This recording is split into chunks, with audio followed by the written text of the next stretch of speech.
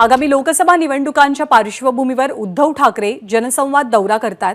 आज उद्धव ठाकरे धाराशिव आणि लातूर जिल्ह्याचा दौरा करतील। या दौऱ्याच्या पहिल्याच दिवशी औसा, उमरगा आणि तुळजापूर इथे उद्धव ठाकरेंच्या जाहीर सभा पार पडणार आहेत। खासदार ओमराजे निंबाळकरांसाठी ठाकरे गटानं जोरदार तयारी सुरू केल्याचं दिसतंय।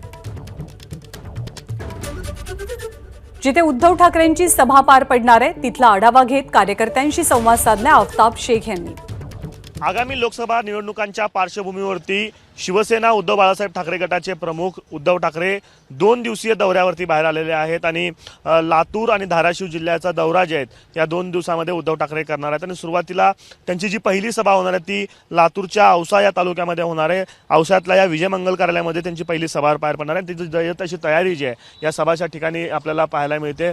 खरं मला सांगा की जयत अशी तयारी तुम्ही केलेली आहे, कशा पद्धतीने तयारी झालेली आहे आणि किती कार्यकर्ते सभेला उपस्थित असणार आहेत? गेल्या 2.5 वर्षामध्ये जे त्यांनी मुख्यमंत्री म्हणून महाराष्ट्राचं जे नेतृत्व केलं आणि जे कोरोनामध्ये जनतेला वाचवलं तीच आम्ही आमच्या भावना काय आहेत हे आम्ही त्यांना दाखवण्याचा प्रयत्न करतो। पूर्ण सामान्य जनता ही उद्धव साहेबाच्या मागे आहे।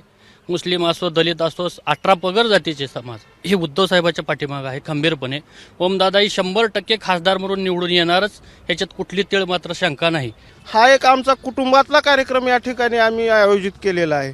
का तर आमची जी आज या ठिकाणी मी तुमच्याशी संवाद साधू शकतोय ही देण फक्त आणि फक्त उद्धव बाळासाहेब ठाकरे साहेबांची आहे। त्यांच्या स्वागताची जयत अशी तयारी जी आहे ती औसामध्ये करण्यात आलेली आहे। दुपारी 12 वाजता उद्धव ठाकरे जे आहेत ते लातूरच्या विमानतळावरती आणि त्यानंतर 12:30 वाजता सभा जी आहे ती औसामध्ये या विजय मंगल कार्यालयामध्ये पार पडणार आहे। कॅमेरा पर्सन युकागदीसह आफताब शेख, एबीपी माझा, औसा, लातूर।